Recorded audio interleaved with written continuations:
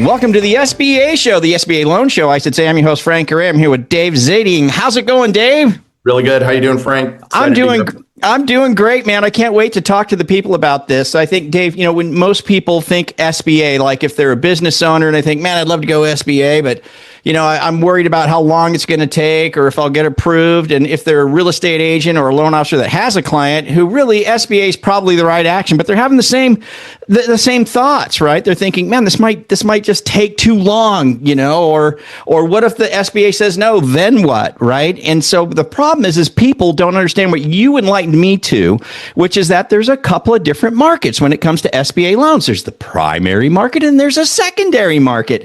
And when we say secondary market, for all the loan guys out there, we're not talking like the bond market, right? It's just a different market, right? So bear with us on this. But Dave, if someone needs to close a SBA loan quickly, let's say it's a purchase transaction, time is of the essence. Most of the time people believe that these loans are going to take like 180 days, like 90 to 180 days. How is it possible, or is it possible, I should say, and if so, how, to get these things done in 45 or 60 days? I mean, how's that possible? Or quicker. Absolutely. Or quicker. Yeah. It's sad that there's just this sort of understanding that everybody's heard about these long-term transactions and some of the nightmares that have been out there, and then the whole market is just sort of stained with that, and it's far from reality. It's far from reality, and really it starts with the business owner getting to the right type of market and the right type of originator in the first place. And sadly, a lot of business owners will just go into the SBA website and that'll shuffle them over to some big money center. Yeah. I won't mention any names, but if you're with any of the great big national banks, they have one way of doing things, and that's the way they think. And I like to think of it like mortgage brokers. Mortgage brokers have lots of options and lots of outlets versus somebody working for a singular bank. It's kind of the same thing. But at the end of the day, you get your transaction into a big money center and they're just looking at the black and white of the documents. That's it. If the documents say this, that's just chiseled in stone. There's nothing else to do. And that kind of slows it down if there's any issues with any aspect of the transaction. From there, it also continues to quagmire because they don't know how to fix it. It's just kind of stuck. And now they're waiting for a boss or a boss's boss or whatever. And everybody's taking forever to get things done. And then they're not able to really communicate well with the business owner. And these business owners, they're not finance guys necessarily. They might be chiropractors or dentists or florists or whatever they are.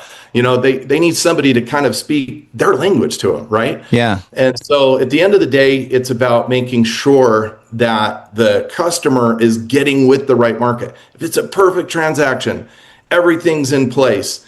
They've been working with that bank for years and years and years. You know what? That transaction belongs there. But if not, if all of those stars aren't lined up, then, and you mentioned it, they need to be working within what we call in the commercial space the secondary market.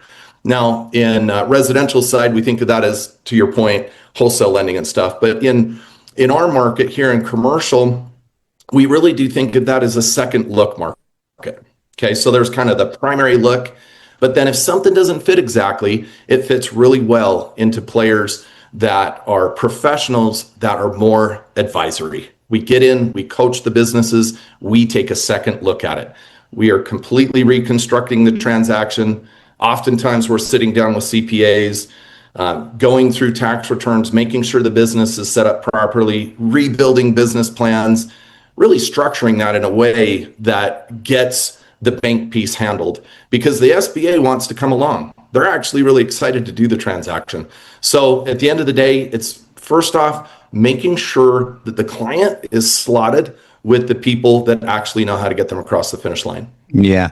And I love the approach that you had there, because you didn't want to throw anybody under the bus or anything like that. And we don't want to do that here at all, right? A lot of great big banks, depository type banks that do SBA loans, they do a phenomenal job, right? If everything's absolutely spotless, perfect, it's easy to put the right things into the right slot, you're going to get a great deal over there. However, with the depository type lending institutions, they naturally just, if anybody knows anything anything about commercial, they naturally just kind of go a little slower. They're bigger. They got more stuff going on. They're backed up. They're log jammed, right?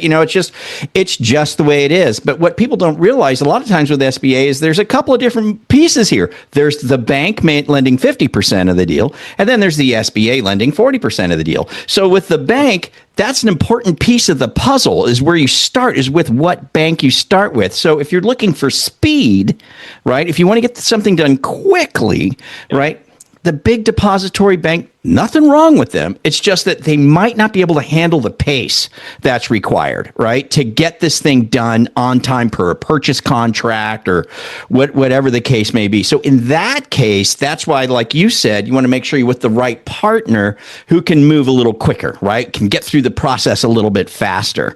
And then there's the other thing too, Dave, which is, because I've heard this where someone, I might have seen a transaction and said, wow, this looks like SBA. Oh, they already said no, right? I got turned down SBA. When in reality, they weren't turned down by SBA. It was the first piece, the bank, that for some reason didn't want to do the deal, right? For whatever reason, it could have been anything, decided they wanted to pass on the deal. Unfortunately, the business owner at that point thought, well, that's it. SBA's out for me. They said no. That's not the case. So, Dave, you and your company have been able to convert at a very high rate. I think you said somewhere around 85% turndowns of other turndowns from banks of SBA transactions. You guys were able to take it, relook at it, restructure it, not doing anything wrong or anything like that, just putting it together in a different way or going a little deeper, getting more information, whatever the case may be, and be able to convert those, right? I mean, isn't that the case?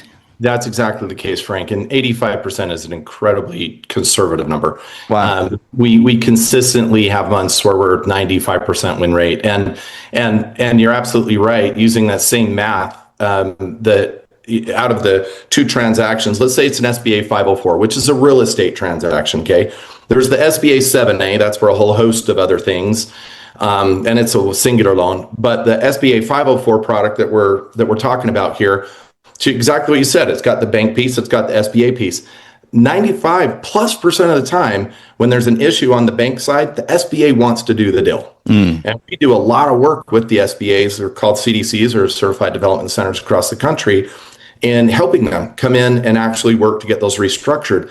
But you're right, when those do get on our table, we're not just looking at the black and white of what the tax return says. Maybe the tax return wasn't filed right. Maybe something wasn't completed correctly.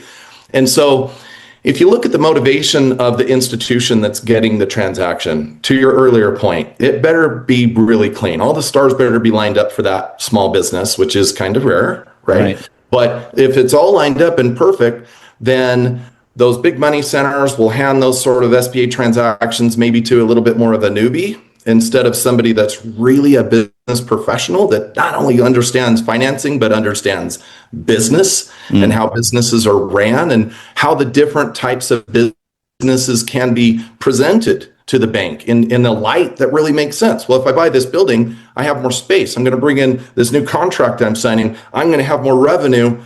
I'm going to be able to make a different argument on that transaction with a different business model. Literally every one of these is its own island, and it takes a little bit of mastery to get in there and step back, and that's where we just really shine. And there's a lot of really amazing people in this kind of second look market that's what we're here for, and we control a big part of the business because of the fact that the stars often are not lined up. Right. We bring that in, we have to take another look at it, and to your exact point, the SBA wants to do the deal, and it's just not being presented properly. And so that's where we need to get into the weeds, roll up our sleeves, fix it, coach the business, make sure that all the different parties involved in the transaction understand what's the real capability of this business. And And that's where we shine. And that's what's available out there that I do believe not very many people understand. No, they don't. Yeah. And that's why I'm glad we shot this video. And so we'll just wrap this up. And I guess the way I'll wrap this up is this. If you're a business owner looking at possibly getting an SBA loan because you feel it's the right thing for you, because let's be honest, it's a very attractive loan product, right? If it's a stellar product for a business owner. Yeah, and so obviously, if you want to, it would be wise to look into SBA if you could get it. But if you are a business owner looking to get this an SBA transaction, or a real estate agent or a loan officer with a client who you think might fit, but you're concerned about speed, you're concerned about closing quickly, or if you're a business owner and you've been told no, or a real estate or loan originator that has a client that's been told no, we need to have a second look at that. So if you need to go fast, or if you need a second look, just reach out to Dave and I. If you're watching us on YouTube, in the description is the way to contact us there. If you're watching us on the SBAshow.com, there's a contact form right on the page. Just fill that out.